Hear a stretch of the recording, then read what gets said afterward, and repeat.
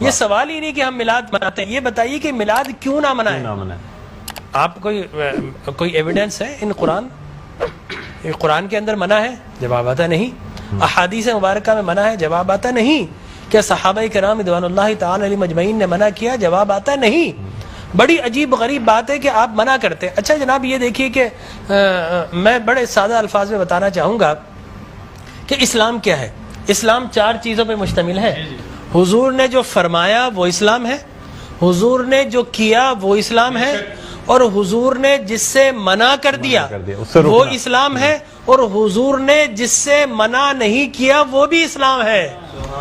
لہٰذا اگر کوئی آج کسی چیز کو منع کرتا ہے اس کا مطلب یہ ہے کہ وہ اسلام کے منہ میں اپنی بات ڈال رہا ہے. اب نہ اللہ سے بھول ہوئی نہ رسول سے بھول ہوئی. قیامت تک کی ساری ناجائز چیزوں کو قرآن مجید اور احادیث نبویہ میں بڑے بڑے بورڈ لگا دیے گئے کہ these are the prohibited thing, یہ حرام ہے, یہ حرام ہے, یہ حرام ہے.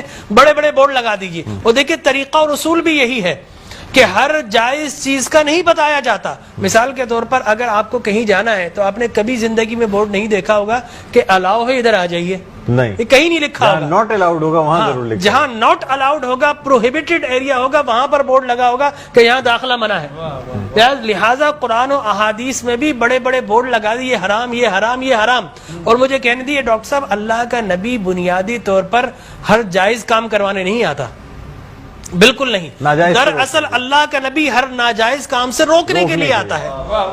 اگر جائز کام کی اگر جائز کام کروانے آتا اور جائز کی فہرست بنتی تو قرآن 30 پاروں پہ ہی 30,000 پارے بھی کم پڑ جاتے کہ یہ بھی جائز, یہ بھی جائز, یہ بھی جائز, یہ بھی فہرست, ایک پوری فہرست بن جاتی. کہاں تک ہم قرآن حفظ کرتے.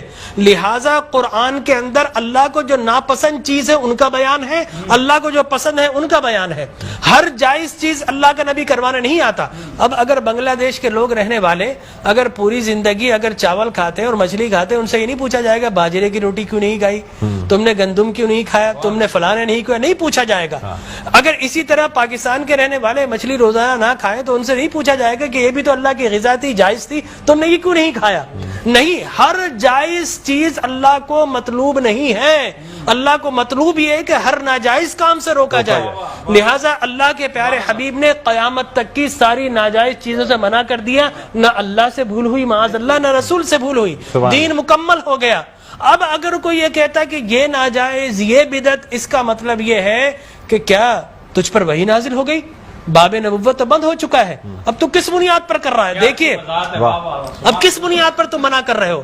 اور میں آپ کو بتاؤں ڈاکٹر صاحب, یہ دین کا مسلمہ اصول ہے کہ کسی چیز کے جواز کے لیے کوئی ضعیف حدیث بھی کافی ہے, لیکن کسی چیز کے حرام یا بدعت ہونے کے لیے قرآن اور احادیث کی نص قطعی چاہیے آپ کو, اور حدیث متواترہ چاہیے. اس کے بغیر آپ کسی چیز کو حرام نہیں کر سکتے, اس لیے کہ اسلام گلا گھونٹنے کے لیے نہیں آیا, اسلام تو راحتیں دینے کے لیے آیا ہے. لہٰذا جو ناجائز چیزیں تھی اسلام نے وہ منع کر دی 1400 سال پہلے. اب اگر کوئی کہتا ہے کہ جناب آپ میلاد کیوں مناتے ہیں, تو میں کہتا ہوں یہ سوال ہی نہیں. بڑے احمق لوگ ہیں جو جائز کی دلیل مانگ رہے ہیں. ارے بھائی دلیل تو ناجائز کی ہوتی ہے, لہٰذا آپ ناجائز کی دلیل دیجئے. کہ قرآن میں منع کیا کہ احادیث میں, بلکہ اب میں یہ کہتا ہوں اس بات کے بعد آپ قرآن پڑھیے. اللہ تبارک و تعالی نے 5 نبیوں کا میلاد قرآن میں بیان کیا ہے. حضرت آدم علیہ الصلوۃ والتسلیم کے میلاد نامے قرآن کے 5 رکوع پر متفرق. پہلا واقعہ ہی میلاد نامہ آدم ہے, فرشتوں کو جمع کیا, میں آدم کو پیدا کرنے والا ہوں, کیا کریں, سیلیبریشن کرو. آدم کی ولادت کا موقع, نفخت فیہ من روحی فقعوا لہ ساجدین. جیسے ہی میں یہ آنکھ کھول دے, یہ پیدائش ہو جائے, ولادت ہو جائے, تو تمہیں کیا کرنا ہے, اس کو سجدہ کرنا ہے. اللہ تبارک و تعالیٰ فرماتا ہے کل مجمعون الا ابلیس, سارے فرشتوں نے سیلیبریٹ کیا, آدم کو سجدہ کیا سوائے ابلیس کے. تو معلوم یہ ہوا کہ جس نے میلاد منایا اللہ نے اسے نورانی قرار دے دیا, اور جس نے انکار کیا اللہ نے اسے شیطانی قرار دے دیا. سبحان اللہ سبحان اللہ. لہٰذا اسی طرح میں 2 منٹ بس, اسی طریقے سے سورہ قصص میں حضرت موسیٰ علیہ الصلوۃ والتسلیم کی میلاد نامہ اللہ نے 28 ابتدائی آیات میں بیان کیا.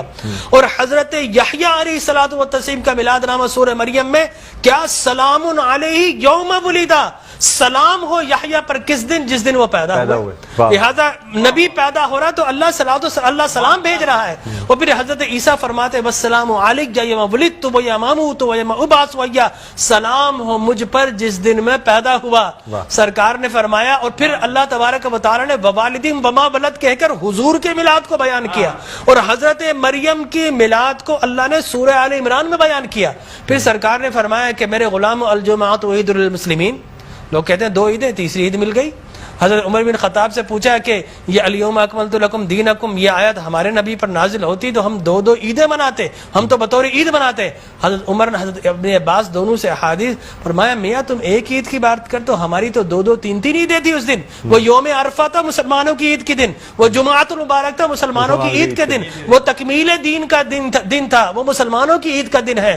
لہٰذا یہاں پر تو پہلی، دوسری، تیسری، چوتھی، پانچویں نہ جانے کتنی عیدیں. اور صحیح مسلم کی حدیث مبارک رسول اللہ نے 5 عیدیں بیان فرما دی. ایام تشریق، یوم نحر، اس کو سرکار نے عید قرار دیا. لہٰذا معلوم یہ ہوا کہ سرکار دو عالم. اور پھر میں عرض کر رہا تھا کہ آدم پیدا ہوئے، فرمایا الجمعۃ عید للمسلمین، جمعہ مسلمانوں کی عید کا دن. فرمایا رسول اللہ کیوں؟ فرمایا فیہ خلق آدم، اس لیے کہ اس دن تمہارے باپ آدم پیدا ہوئے. معلوم ہو آدم پیدا ہو تو عید کا دن، اور جس دن فخر بنی آدم پیدا ہو ہزاروں عیدوں کا عید.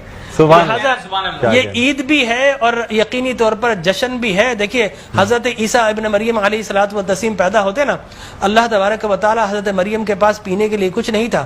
اللہ فرماتا وَهُزِّ إِلَيْكِ بِجِذْعِ النَّخْلَةِ تُسَاقِطْ عَلَيْكِ رُطَبًا جَنِيًّا، اے مریم گھبرا مت، اللہ کے میرا نبی آنے والا، اس کی ولادت ہونے والی ہے. یہ سوکھا ہوا درخت ہے، اس کو ہاتھ تو لگا. حضرت مریم جیسے ہی ہاتھ لگاتی ہیں اللہ تبارک و تعالی میلاد عیسیٰ کی خوشی میں اس کو ہرا بھرا کر دیتا ہے اور پانی جاری و ساری کر دیتا ہے. تو اللہ تبرک بھی دیتا ہے، اللہ تبارک و تعالی اسے سیلیبریٹ بھی کرتا ہے. تو یقینی طور پر میلاد النبی صلی اللہ علیہ وسلم کے اگر جواز کی آپ بات کریں گے صبح ہو جائے گی. میں قرآن سے بھی بیان کرتا رہوں گا، میں احادیث نبویہ سے بھی بیان کرتا رہوں، لیکن ناجائز کی ایک دلیل اگر کوئی ہمیں دینا چاہے تو ہم موجود ہیں میٹرو ٹی وی پر، کوئی ایک دلیل ہمیں دے دے. لوگ کہتے ہیں بدعت بدعت یہ بدعت. او بھائی بدعت ہر نیا کام بدعت نہیں ہوتا، ہر نیا عقیدہ بدعت ہوتا ہے.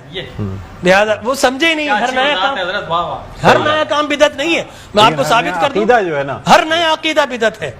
دیکھیے آپ شیطان نے جب بلیف جس چیز پہ انسان کا ہے وہ قائم ہے، وہ قائم ہے. ہر نیا کام، اگر ہر نیا کام بدعت ہوتا، خوشی منانا، عید منانا، اس میں تو کوئی ایسی بات انوویشن ہے اسلام کے اندر. آپ یہ دیکھیں نا حضور اکرم صلی اللہ علیہ وسلم کی وفات شریف کے بعد قرآن مجید جمع کیا بدعت، پھر اس کے بعد تراویح بدعت. وہ بخاری کے ہذہ نعمت البدع، حضرت عمر بن خطاب کے الفاظ کتنی پیاری بدعت ہے کہ میں نے تراویح شروع فرما دی. تو مقصد وہ کہ بدعت اچھی بھی ہوتی ہے. صحابہ کرام بدعت حسنہ بھی ہے، بدعت مذمومہ بھی ہے. اور مذمومہ بدعت کیا؟ اچھی چیز کو مٹا دینا. اور بدعت حسنہ کیا ہے؟ کسی اچھی کام کا جاری کرنا. فرمایا من سن سنتا حسنتا فلہ اجرھا واجر من عمل بھا الی یوم القیامہ. جو کسی اچھی سنت، اچھے کام کو جاری کرتا ہے، اس کے بعد قیامت تک اگر لوگ اس کام کو جاری رکھیں تو اس بگنر کو اللہ تبارک و تعالی اجر و ثواب عطا فرماتا ہے. سبحان اللہ. ہماری ٹرانسلیشن کا